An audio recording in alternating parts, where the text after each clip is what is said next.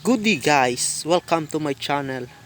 By the way, my name is Vincent A. Mirasol, and today we're going to talk about the new chapter 4 na pinamagatang Filipino Values and Moral Development, Strength and Weaknesses of the Filipino Character. So, what is Filipino values? Filipino values refers to the set of values majority of the Filipino have historically held important in their lives, and moral development refers to the process whereby people form a progressive sense of what is right and wrong, proper and improper. So now, this is now the strength of Filipino character. First is pakikipagkapwa-tao. It means opening yourself to others and feel one with others with dignity and respect life as fellow human beings. Pakikipagtao, Filipinos are people who really value the meaning of relationship. They are open to others, feel one with others and sensitive to others' feelings. It means pakikiramay, pakikipagtiwala, utang na loob at pakikisama are under the strength. Ito yung pagtutulungan o pagbibigayan sa mga taong nangangailangan. They give ability to empathize with others, sensitive to other feelings and trust. Next is family orientation. It means Filipino are known for a close family relationship.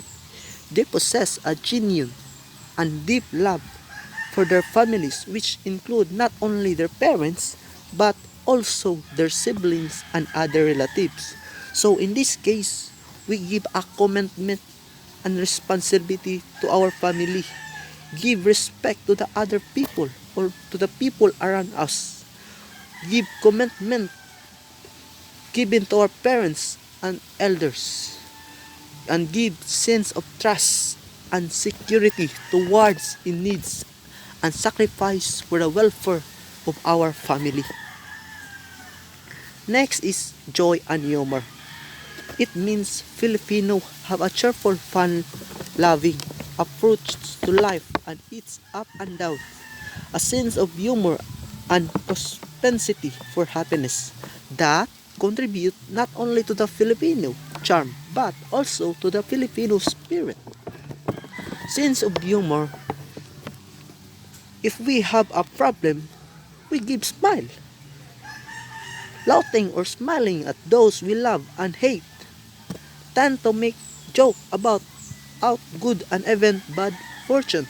Even we have different problems, even we have big problems in our life, but don't forget to smile because smile is the powerful source for our problem. Next is flexibility, adaptability, and creativity. So in this case, Filipino have a great capacity to adjust and adapt to different circumstances and surrounding environment, both physical and social. So it means easy to adapt. We can adjust and adapt. So adjust to whatever happens, even in unplanned or anticipated events. Uh, In this case, if there's a new things, so we must adapt it and we must give or make creative what things nga dumating or we must flex it. Next is hard work and industry. So we know that Filipinos have the capacity for hard work given proper condition to raise one's standard of living. So in this case, Filipino are very responsible of any work. Tayong Filipino ay may may tiwala sa ating sarili upang mamuhay tayo ay kailangan tayong magtiyaga, magsipag sa pagtrabaho.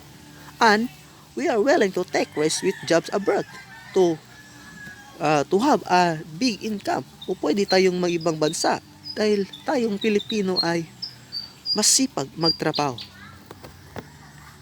Next is faith and religiosity.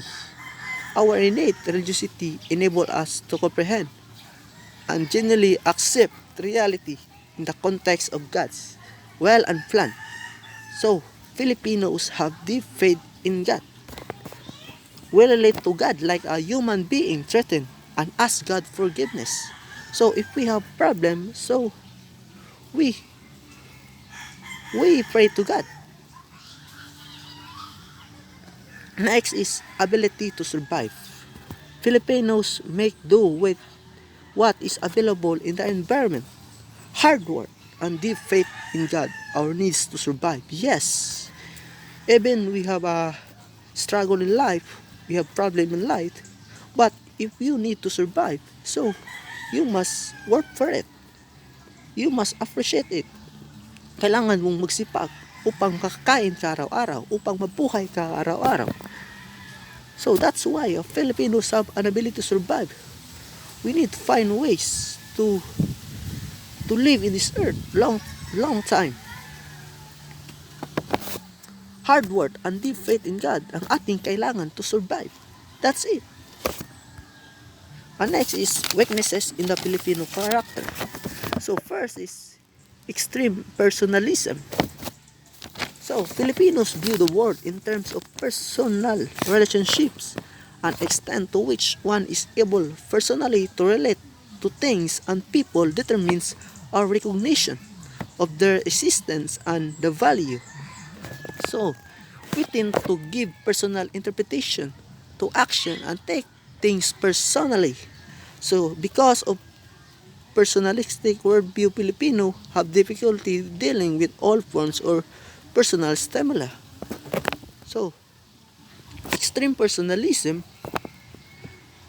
we give a personal interpretation to the other things, to other people. That's why Filipino have difficulty dealing with all forms of personal stimuli. Next is extreme family-centeredness. While concern for the family is one of the Filipinos' greatest strengths, in the extreme it becomes a serious flaw. So in this case, family-centeredness results to a lack of concern for the common good and act as a black national consciousness. So in this case, very strong family protection, whether it is in good or bad condition and situation. Next is lack of discipline.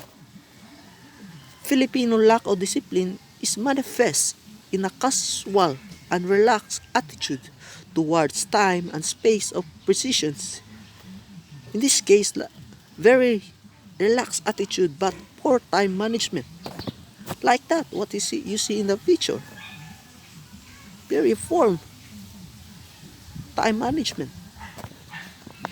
Love to take shortcuts or palusot system or carelessness and impatient and unable to delay gratification or reward. That is a lack of discipline. Next is passivity and lack of initiative. Filipinos are generally passive and lacking initiative. High tolerance for efficiency, poor service, and even violation of one's basic rights. This is a passivity and lack of initiative, strong reliance on others. There is strong reliance on others like leaders, government to do things for us, related to our needs for a strong authority, but good at start but no sense of continuity. That is lack of initiative. Next is colonial mentality. Filipinos have a colonial mentality which is made up two dimensions. First is lack of patriotism or an active awareness, appreciation and love of the Philippines. Second is an actual preference for things for foreign. So in this case, colonial mentality, Filipinos have open outside but side open or closed inside. Lack of love and appreciation ng what they have. So we Filipinos, hindi tayo makontento sa isang bagay lamang. gusto pa natin maghanap ng iba.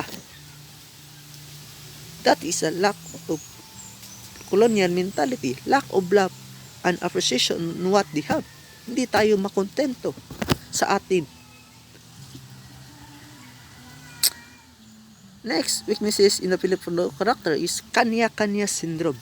It means self-serving attitude that generates feeling of envy and competitiveness towards other status or prestige. The kanya-kanya syndrome result in dampening of cooperative and community spirit and in the trampling upon the rights of others. When we say kanya-kanya syndrome, this personal ambition but insensitive to common good, people and own country. So the kanya-kanya syndrome result in the trampling upon the right of others. And lastly, weaknesses in the Filipino culture is lack of self-analysis and self. So it means there is a tendency in the Filipino to be superficial and even somewhat flighty in the face of serious problem, both personal and social. There is a lack of analysis or reflection. So, we Filipino lack of self-analysis and our emphasis on norms is reinforced by an educational system. So, we joke about the most serious matters and this prevents looking deeply into the problem. In the face of serious problems, both on social, there is a lack of analysis or reflection.